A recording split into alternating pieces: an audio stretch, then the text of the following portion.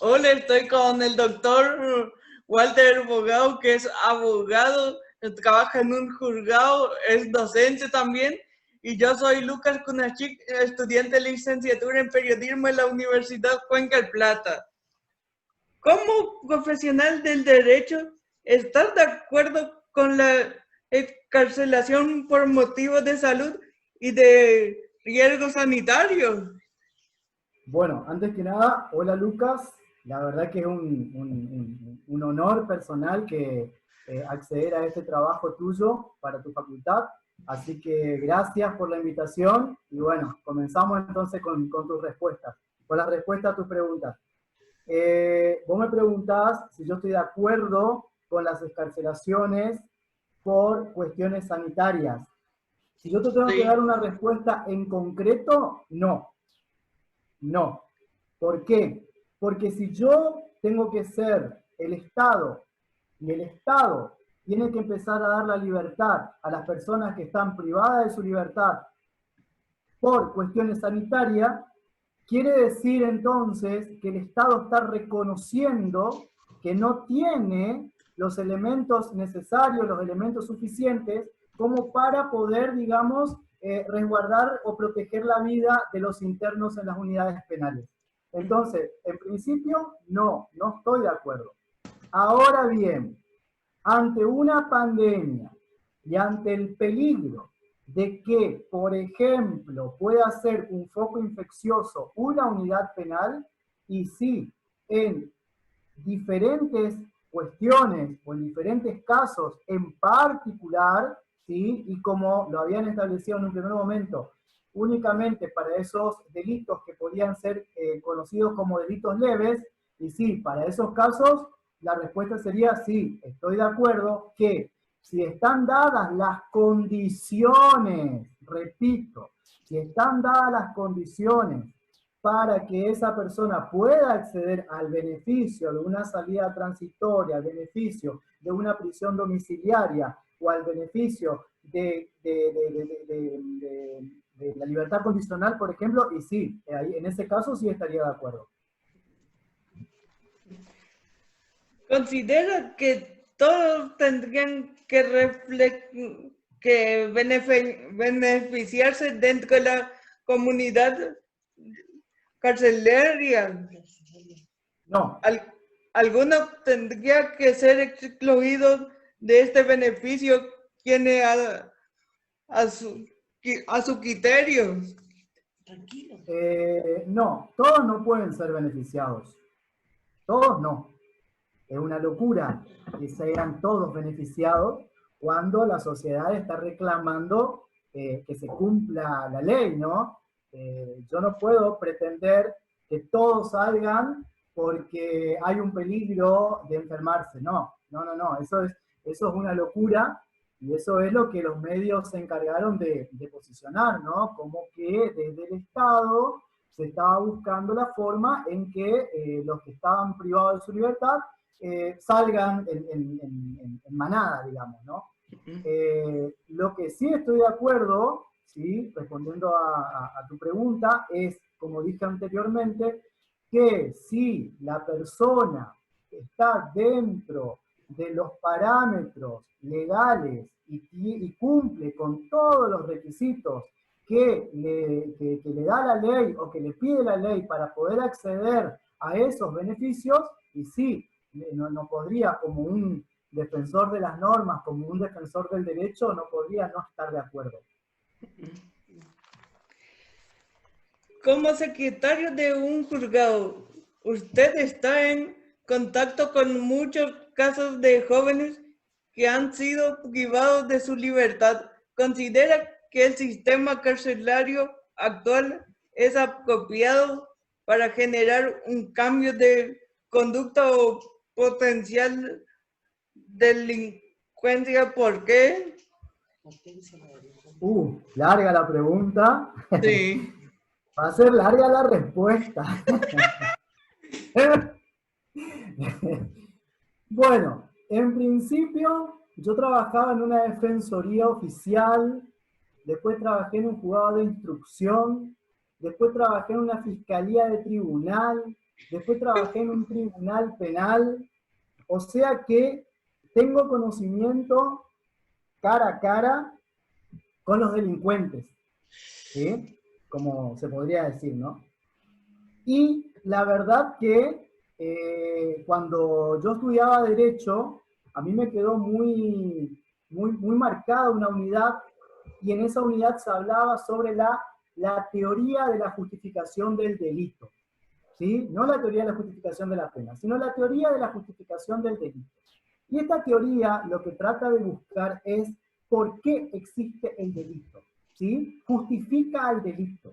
Ahora bien, esta teoría no justifica al delincuente, sino que lo que trata de decir es que muchas veces el mismo sistema hace de que una persona se dedique a delinquir, ¿no? Para los que nos están escuchando, para los que puedan llegar a mirar este video, van a decir, oh, bueno, esa es una justificación, digamos, fácil para poder justificar al delincuente. Y puede ser, ¿sí? Yo no estoy diciendo que no, por eso justamente estoy diciendo de que esta teoría que justifica el por qué existe el delito dentro de nuestra sociedad, a mí me llamaba la atención. Cuando yo empiezo a trabajar en las defensorías, cuando empiezo a trabajar en la parte penal, empiezo a entender qué quería decir esto de la justificación o por qué existe el delito dentro de nuestra sociedad. Y hay una razón, y muchas veces no nos queremos dar cuenta o negamos esa razón, que es la desigualdad social, la desigualdad de clase, la desigualdad de oportunidades. Entonces, ¿qué hace esa desigualdad social, esa desigualdad de clase, esa desigualdad de oportunidades? Y sí, que existan personas que se inclinen más hacia el delito que hacia una forma correcta de salir adelante. Vuelvo a repetir, acá vamos a encontrar, Luca, un montón de gente que no va a estar de acuerdo con lo que estamos diciendo, ¿eh? Prepárate, porque esto va a generar polémica. Porque muchos Sí, van a decir, yo siempre fui pobre y nunca me dediqué a robar. Perfecto, pero ¿qué recibiste entonces? Una buena educación. Pero existen personas que no reciben esa educación. En consecuencia, al no recibir esa educación, ¿qué tiene esta persona? La salida más fácil. ¿Y cuál es la salida más fácil? El delito. Es más, si uno hace un análisis de la cantidad de personas que se encuentran detenidas en nuestro sistema penal, en nuestras unidades penitenciarias, pues vas a encontrar que el 90% son pobres. ¿Sí? No hay personas ricas presas. Y vos vas a decir, bueno, quiere decir que entonces el delito no existe en las personas ricas. Sí, existen las personas ricas, pero en menor cantidad que en las personas pobres. ¿Sí? Ahora bien, nuestro sistema falla. Creo que la pregunta tuya decía que si nuestro sistema fallaba al momento de la reinserción. Y sí, falla, y bastante. ¿Por qué? Porque nuestras unidades penales se encuentran sobrepobladas, ¿entendés? Y al estar nuestras unidades penales sobrepobladas, es muy difícil para un director de una unidad penal tener que preocuparse por que las personas que están dentro de esas cárceles puedan acceder a una mejor vida al momento de salir. No sé si, por eso te decía, es larga la respuesta para esa pregunta, porque es una pregunta que tiene un montón de subpreguntas, ¿no? y sí. No sé si me quedó algo colgando ahí, puede ser o no. No. ¿Está bien? Sí. ¿Qué cambios considerar que es necesario realizar en el sistema judicial como para que la situación carcelaria mejore en el futuro? Bueno, ahí vamos a hacer vamos a hacer una división. Una cosa es la cuestión judicial y otra cosa es el sistema penal. Son dos cosas diferentes, pero que van de la mano. Serían como las dos caras de una misma moneda. ¿Por qué? Porque cuando hablamos, vos me decís, ¿qué cosas deberían mejorar en el sistema judicial? Para mí, un trabajador de la justicia, la celeridad. ¿Sí? Yo creo que lo que tiene que empezar a funcionar dentro de nuestro Poder Judicial es que no pueden tardar unas causas 3 años, 4 años, 6 años para que se dicte una sentencia. Y sí, algunos casos tardan 10 años a veces. Y algunos casos tardan 10 años, pero vos fíjate que en algunos casos, mejor dicho, hay casos y casos. Por eso te digo, es muy difícil que en una entrevista así yo te pueda contestar eso, porque porque vos me preguntás eso y se me vienen casos particulares, ¿no? Porque hablar en general es también meter a todos en la misma bolsa. Y esa tampoco sería una respuesta. Pero, si vos me preguntás, ¿qué debemos mejorar? Y la celeridad en la justicia. ¿Sí? Porque una justicia lenta no es justicia. Si hoy una persona comete un delito y va a juicio dentro de 3 años, y dentro de 3 años yo llamo al testigo, y es muy difícil que el testigo se termine acordando de lo que pasó hace 3 años. Y sí. ¿Entiendes lo que estoy diciendo? Sí. Entonces, ¿de qué justicia estamos hablando si, por ejemplo, la persona era culpable y por falta de pruebas lo dejamos libre? ¿De qué justicia estamos hablando si la persona era inocente y ante la duda y como ya estuvo 3 años preso y bueno, le declaramos culpable? ¿Entendés? Entonces, sí. no podemos hablar de una justicia justa, ¿sí? Si los expedientes hoy por hoy tardan 3 años, 4 años para dictar una sentencia, ¿entendés? Y Sí. más allá de eso, pensemos en las personas que están privadas de su libertad y que están esperando un juicio, ¿sí? Yo siempre digo esto, si una persona es culpable y está esperando su sentencia, y bueno, bienvenido sea, diríamos nosotros, ¿no? Si es culpable, y bueno, jodete, ¿sí o no? ¿Y sí? Sí. Ahora, ¿y si la persona es inocente y hace 4 años está presa esperando el juicio y es inocente? ¿Quién le devuelve a esa persona? Es injusto también. Es injusto, ¿entendés? Es injusto. Por eso está muy bueno este tipo de entrevista y esto que estamos haciendo, porque hoy por hoy los medios de comunicación juegan un papel muy importante dentro de nuestra sociedad, ¿sí? Y te hablan de preso, si está preso por algo fue. Y muchas veces no es así, ¿entendés? Sí.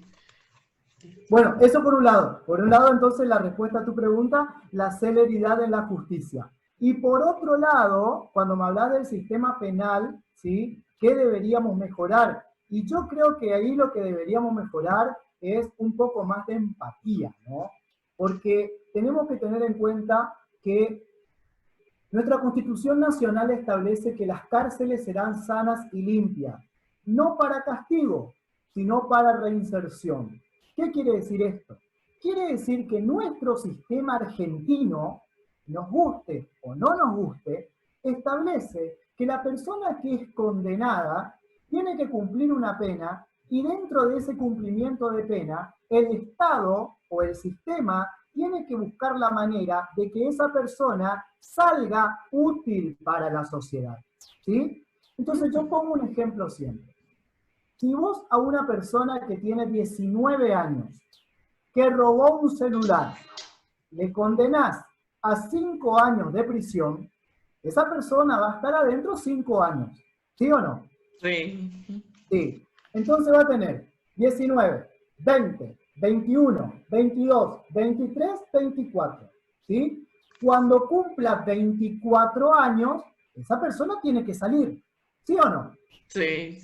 Bien, si el sistema penal no logró que esa persona en 5 años entienda que está ahí para que salga y se reinserte en la sociedad, si el sistema penal, que cuando hablo del sistema penal estoy hablando del Estado, no logró que esa persona se capacite, que esa persona estudie, que esa persona entienda lo que es vivir dentro de una sociedad, lo único que estamos logrando es que esa persona, cuando cumpla 24 años, salga con un resentimiento a la sociedad. ¿Y creemos realmente que esa persona va a servir? No, No. es muy probable que esa persona vuelva a delinquir. ¿Se entiende? Sí. Entonces, vos me preguntás, ¿qué tenemos que hacer o qué se podría hacer dentro del sistema penal? Y un poco más de empatía, ¿sí? Separar un poco el tema de los delitos. Hay delitos que son menores, o sea, yo no puedo mezclar a un chico de 19 años que robó un celular con un delincuente que mató, violó y robó. ¿Entendés? Yo no le puedo meter a un chico de 19 años, 20 años, ¿sí? En un mismo pabellón y que cumpla condena junto con un delincuente que ya sabemos que está con cadena perpetua y que ya encima te dice yo no me pienso reinsertar. ¿Se entiende lo que quiero decir? Sí. O sea, nuestro sistema tiene que empezar a mirar un poco más, no a la persona como delincuente, sino a la persona como persona. Yo tengo que entender que esa persona, tarde o temprano, va a volver a salir. ¿Entendés? Entonces, si yo como sistema judicial, la persona está trabajando, está estudiando, tiene todos los beneficios, tiene todos los incisos, como dicen ellos, y cuando me pide la salida transitoria o la libertad condicional, le niego por un capricho, porque no le quiero, porque no, porque la sociedad me va a cuestionar. Entonces, ¿yo cómo voy a lograr que esa persona salga reinsertada? ¿Se entiende lo que estoy diciendo? O sea, Sí. como Estado, como sistema, también hay que buscar la forma de que la persona que está cumpliendo su pena, que está cumpliendo su condena, cuando salga, salga y sirva a la sociedad. Y sí, viendo el sistema penitenciario federal a nivel nacional, los condenados en abril del 2020 eran 5.791 contra 6.699 internos, que se le encuentran solo procesados. A su criterio, ¿están faltando más jueces o falta agilizar los trámites de los expedientes? Mira, con respecto a eso, yo cuando más o menos había mirado por arriba, eso es justicia federal, ¿sí? Yo te hablo más de lo que es la justicia provincial, pero me animo a decirte que tanto la justicia federal como la justicia provincial no estamos tan alejados de los números, ¿sí? Hay muchas personas que se encuentran privadas de su libertad, esperando una resolución, esperando una sentencia, esperando un abreviado, y bueno, como te dije en la pregunta anterior, yo creo que acá la solución es más el tema de la celeridad judicial, o sea, que los expedientes sean un poco más rápidos. En Misiones, los internos que pertenecen a la Unidad 17 del Servicio Penitenciario Federal son 126 condenados en abril del 2020, de los cuales el 23% son extranjeros. ¿Qué opinan de la posibilidad de extraditar a los extranjeros que delinquen? ¿Podría ayudar esto a mejorar la superpoblación de la cárcel? Mirá, en principio sí. Me río porque cuando vean algunos compañeros, algunos conocidos, viste, este video, me van a decir, ¿qué estás diciendo? Pero sí, yo considero de que si la persona fue condenada, si la persona está dentro de las condiciones, y sí, tiene que ser extraditado porque eso también permitiría el tema de la sobrepoblación. Ahora bien, sí quiero también que tengamos en cuenta la cantidad de extranjeros que ante la necesidad y muchas veces ante el desconocimiento delinquen. ¿Sí? Yo me acuerdo cuando trabajaba en la defensa, cuando trabajaba en el Ministerio de Derechos Humanos fue esta anécdota. Fuimos a la cárcel de mujeres, ¿sí? Y estaba presa una paraguaya.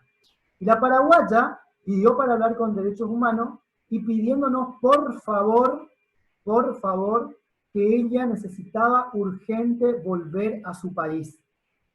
Cuando nos pusimos a averiguar qué es lo que había pasado, esta señora había sido, cruzaba al Paraguay, ¿sí? A la Argentina, trabajaba de empleada doméstica, era una persona con poco conocimiento, o sea, una persona con poco estudio, o sea, ignorante, digamos, ¿no?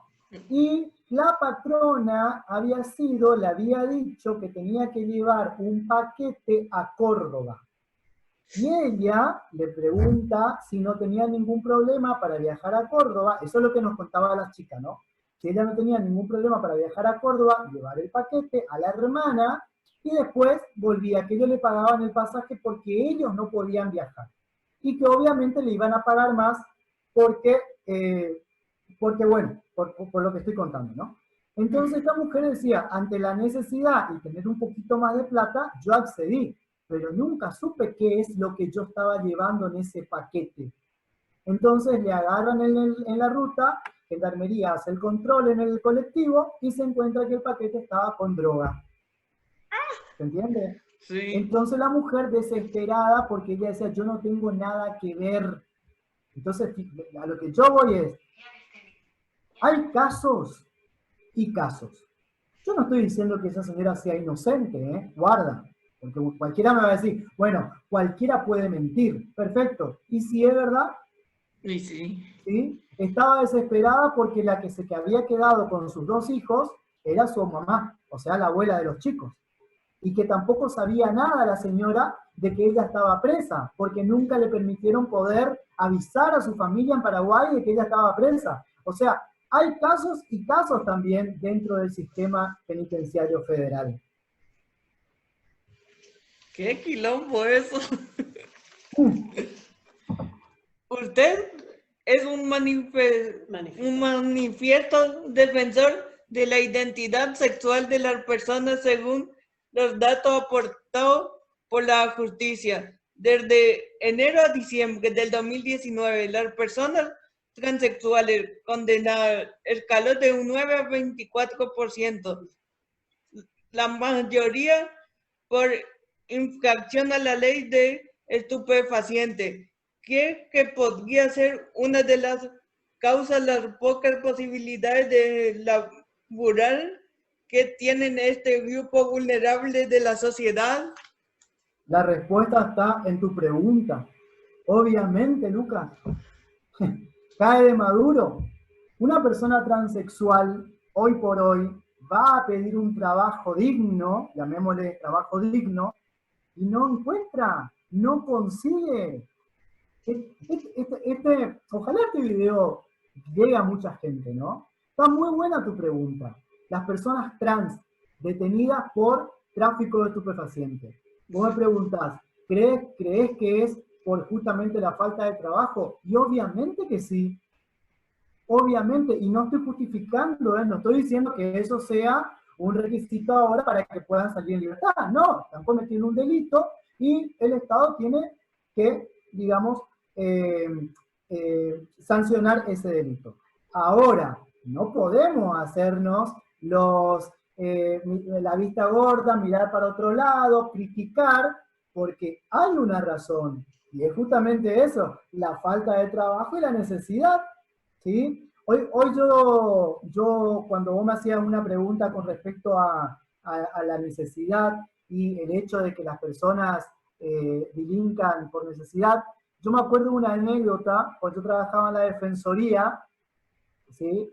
Mi compañera de trabajo, en la defensoría, vos trabajás y cuando estás de turno, la policía te trae a los detenidos, ¿no? El juzgado Sí. te manda el expediente y bueno, igual la defensoría los atendés. Se sientan adelante tuyo, vos le escuchás qué pasó y ahí más o menos vos le vas asesorando y le decís, sí, declara, no declares, bueno, vamos a ver qué testigo traes, y así un montón de cuestiones. Este chico le había atendido a mi compañera del escritorio de enfrente. Bueno, y de repente mi compañera me dice, Walter, me dice, ¿sí? Le miro y me dice, él me dice que sí, que fue así como dice el informe policial, ¿no? Entonces yo le miro y le digo, ¿qué hiciste? Y me dice, no, nada, robé una cartera. Ah, así nomás, le digo, ¿robaste una cartera? Sí, porque eso fue lo que pasó. Estaba en la parada y bueno, y pasé corriendo y le robé la cartera a una señora. Y bueno, en la esquina con tanta mala suerte me agarró la cana. Ah, y le miro y le digo, amigo, le digo, vos me estás jodiendo. ¿Cuántos años tenés vos? 23. Vos me estás jodiendo, le digo. ¿A vos te parece? Y ahí empecé yo con toda mi sanata de la defensoría, ¿no? Porque uno también cuando trabaja en la defensoría cree o tiene esa fantasía de que por ahí podés lograr también la forma de que la persona ya no cometa más ningún delito, ¿no? Entonces uno habla a la gente, o al menos yo lo hago, ¿no? Cuando trabajaba y trabajo, cuando estoy en la defensoría. Y el chico me mira así y me dice, ¿sabe qué, señor? ¿Sabe qué, señor? Yo le voy a decir una cosa. Para usted, que está sentado atrás de ese escritorio y que cuando llega a fin de mes capaz que tiene su sueldo, es fácil hablar. Pero ¿sabe qué? Yo hace como 2 meses que estoy buscando trabajo y no consigo. ¿Usted se imagina, señor, lo que es llegar a la casa de uno y que no tenés ni siquiera para darle una galleta a tu hijo? ¿Qué te quiero decir con esto? ¿Qué te quiero decir con esto? No justifico el delito. No estoy diciendo que está bien salir a robar para comer, ¿sí? Pero también es cierto, como te dije al comienzo, que la desigualdad genera violencia. La desigualdad social genera violencia. Cuando más se ensancha la brecha entre ricos y pobres, más se va a ensanchar la cantidad de violentos. Eso es algo que tenemos que entender. En este caso, de las personas trans, pasa lo mismo. No es que una persona trans se quiera hacer el tranza, el vendedor de droga de un día para el otro. No, es la necesidad la que le lleva a decir, bueno, esta es una salida laboral, esta es una forma de ganarme unos pesos. Y obviamente que después te encontrás que la cana los agarró, los llevó, las puso presa, etcétera, etcétera, etcétera, todo lo que ya conocemos, ¿no? De lo que pasa en el mundo de las personas transexuales.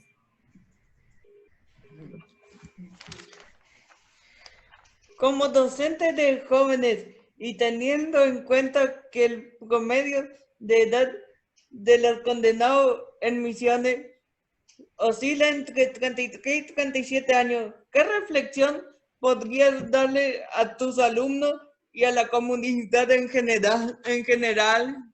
¿Sabes qué? Educación. Educación. No queda otra. Educación.